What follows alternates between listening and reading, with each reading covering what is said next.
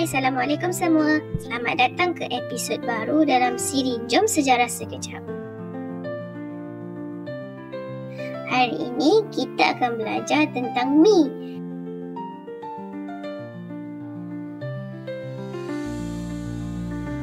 Sambil kita membuat mi sup, mari kita ketahui dari mana datangnya mi dan bagaimana ia menjadi makanan kegemaran kita.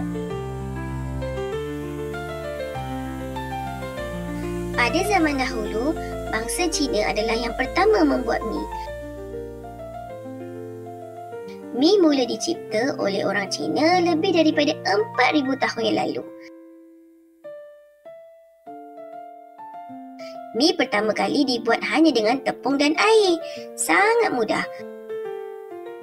Kemudian, mi berkembang ke banyak negara dan